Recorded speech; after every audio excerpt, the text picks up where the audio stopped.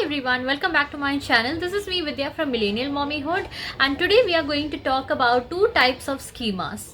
If you have not watched my previous video, you can go and watch it. The link is there in the description box. It is exactly where I'm introducing you guys to what schema is all about. So before we jump into the types of schemas and understand what these schemas are and how to implement them and how to support your child when he is going through a particular schema, it is always very important to understand what these schemas are all about and how to observe your child and understand how the child is going through a particular schema. So if you have not watched the video, please go and watch it now. The first schema that we are going to start with today is transporting schema.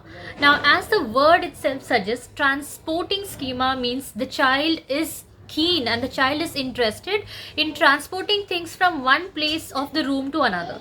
Let me say you have kept books and other things all ready and arranged in one place, but the child comes, takes everything, puts in a cart, or maybe just takes everything and takes it to another end of the room or maybe to some other room, and he starts arranging it there. So this is how transporting helps. So what happens in transporting schema is that a child thinks that, okay, I need to take all these things out from here and I need to physically transport it over a certain distance and take it to some other place.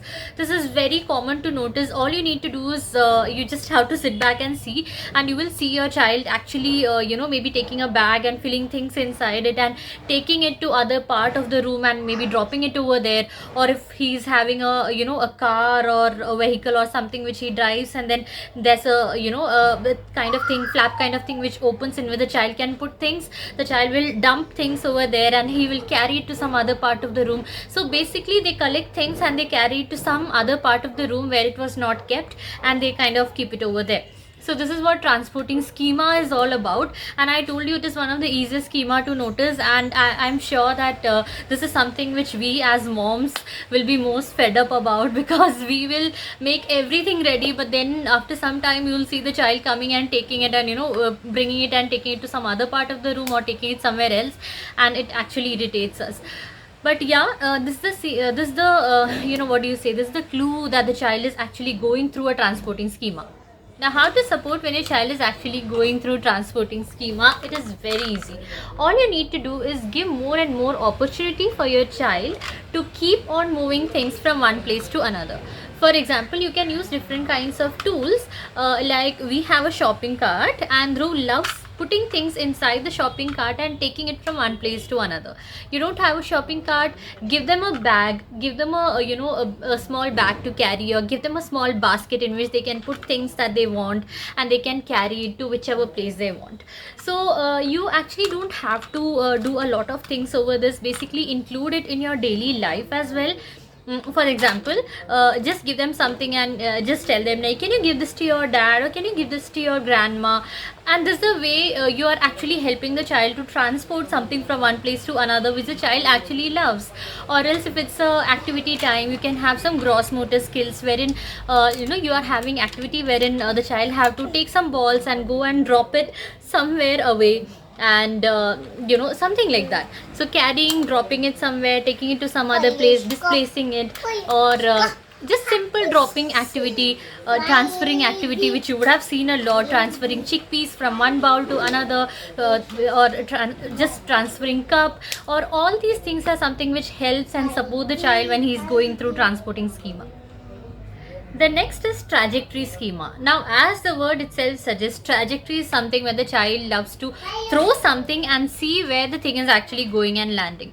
So how to identify that? Very simple. You would have seen that you give something and the child loves to throw it down the high chair and see where it actually goes and lands.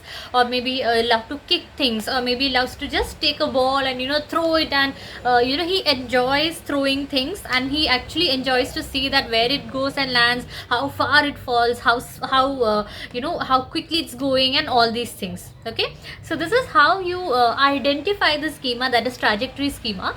Now all you need to do for this thing is understand that yes, the child is actually exploring that particular thing. So the child is actually exploring that when you throw it in some particular angle or with some particular speed or force, that thing moves and goes and falls at a particular distance. And he keeps on exploring things, all the things which we have studied in physics. He keeps on exploring that in a very primary level. He thinks that, okay, if I throw it even faster, it goes even farther away, and if it's a heavy thing, I need to put more weight and all these things. So the child is exploring more and more things on that. Now, as I told you again, this can be a bit irritating for us because the child tends to throw things. First and foremost, what you need to tell is that you have to tell your child that what are the things that you're not supposed to throw. For example, glass or ceramic, these are the things that you're not supposed to throw because they may break. Tell them that these things break, and they actually use your language, whichever language the child is comfortable, and tell them that this can actually destroy the object.